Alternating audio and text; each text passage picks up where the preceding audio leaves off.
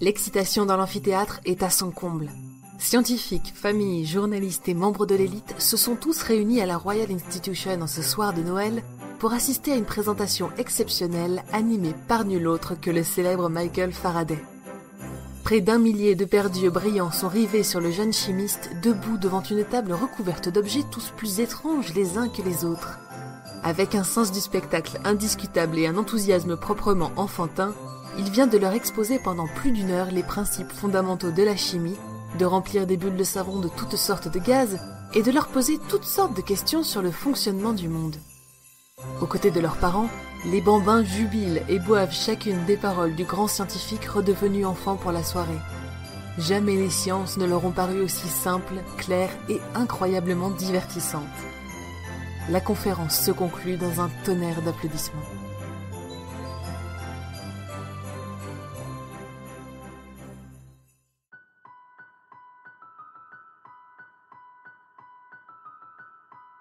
Michael voit le jour en 1791, dans une atmosphère d'ébullition intellectuelle et scientifique.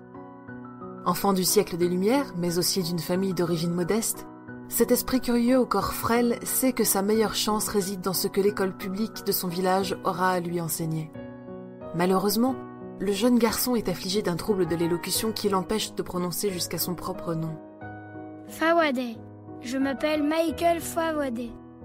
Ce handicap, ainsi que la philosophie de l'époque en matière d'éducation, lui valent de nombreuses remontrances. Et un jour, Michael est battu si violemment par son institutrice que sa mère décide de le retirer de l'école. Il grandit dans un foyer aimant, mais il lui faudra bien plus que cela pour garantir son avenir. À l'âge de 13 ans, il distribue des journaux pour le compte de Georges Ribot, un maître relieur établi à Londres, et 2 ans plus tard, il signe un contrat d'apprentissage avec ce dernier. Soudain, le jeune Faraday est entouré de plus de livres qu'il n'en a vu de sa courte vie. Il parcourt avec avidité les volumes qui passent entre ses mains, ébloui par la quantité de savoir et de sagesse que ceux-ci ont à livrer. Il s'abîme dans l'exploration de l'encyclopédie britannique, où les articles sur l'électricité agissent tels des aimants sur son intellect. Mais surtout, il se perd dans les pages de conversations sur la chimie. L'ouvrage est rédigé par Jane Marcet, une auteure de sciences populaires engagée dans l'éducation des femmes et des publics les moins érudits. Il connaît à l'époque un remarquable succès avec pas moins de 16 éditions en Angleterre seulement et marque un tournant dans la vie de Faraday. Il racontera plus tard: Lorsque j'ai fait la connaissance personnelle de Madame Marcet, combien de fois ai-je laissé mes pensées vagabonder en arrière, ravi de connecter le passé et le présent. Combien de fois ai-je pensé à ma première instructrice lorsque je lui envoyais un article en gage de ma gratitude. Il explique: J'étais une personne très enjouée et imaginative, et je pouvais croire aux 1001 nuits aussi facilement qu'à ce que disait l'encyclopédie. Mais les faits étaient importants pour moi, et ce sont eux qui m'ont sauvé. Alors, quand j'ai mis à l'épreuve le contenu du livre de Madame Marcet avec les petites expériences que je parvenais à réaliser, et que j'ai trouvé qu'il était fidèle aux faits tels que je les comprenais, j'ai senti que j'avais trouvé une ancre dans la connaissance de la chimie et m'y suis accroché. De là découle ma profonde vénération pour Madame Marcet en tant que personne capable de transmettre à l'esprit jeune, non instruit et curieux, les vérités et les principes de ces domaines illimités de la connaissance qui concernent les choses naturelles. Aiguillonné par ses lectures, Michael, désormais âgé de 20 ans, se rend dès la fin de son apprentissage à plusieurs conférences du chimiste Sir Humphry Davy.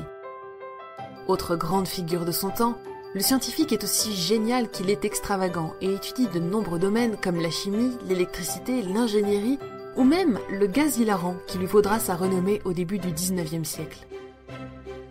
Il remarque rapidement l'esprit brillant de Faraday lorsque celui-ci lui fait suivre un ouvrage de 300 pages basé sur les notes prises durant ses conférences et le recrute immédiatement comme assistant à la Royal Institution.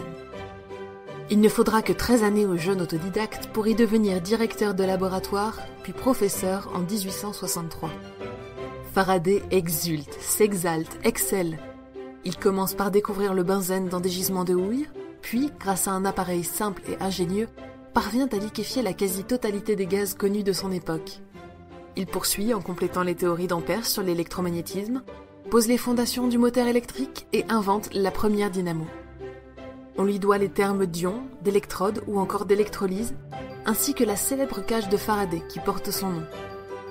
Alors que l'engouement pour la science populaire ne fait qu'accroître, il devient une sorte de superstar parmi ses pairs, mais aussi pour le public.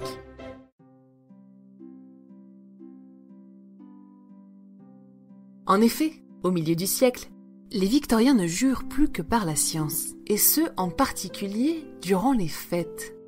Devenue symbole de développement technologique et de progrès social, elle incarne l'espoir et inspire toutes sortes de manifestations à l'arrivée de Noël. Des expositions étonnantes, des démonstrations époustouflantes, des cadeaux scientifiques ébouriffants et des spectacles de pantomime bourrés d'effets spéciaux et d'illusions d'optique émergent et captivent les foules. Les performances sont généralement suivies ou accompagnées de conférences scientifiques visant à décrypter tel phénomène ou tel tour de passe-passe, auxquelles assistent parents, passants et enfants. La correspondance de l'auteur Charles Dickens suggère que celui-ci se serait inspiré de Faraday lui-même pour créer le personnage du professeur au centre de son dernier ouvrage, L'homme hanté.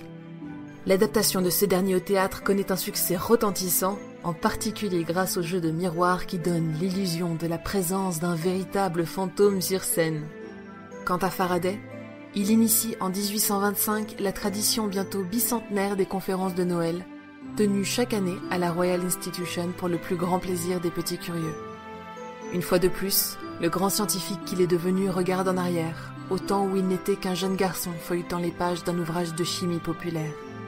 Il songe à l'émerveillement qu'il a ressenti et ressent encore à chaque fois qu'il se plonge avec passion dans ses expériences. Il repense à ses parents, à Jane Marcet, à Humphrey Davy et à tous ceux qui ont su nourrir et sublimer le feu qui brûle en lui. Avec ses conférences, avec cet héritage, il espère rendre au centuple ce qui lui a été donné et inspirer de nouvelles générations d'enfants qui ignorent peut-être encore combien ils ont à apporter au monde. Je m'appelle Michael Faraday. Je m'appelle Michael Faraday. Je m'appelle Michael Faraday. Je m'appelle Michael Faraday. Je m'appelle Michael Faraday. Je m'appelle Michael Faraday. Je m'appelle Michael Faraday.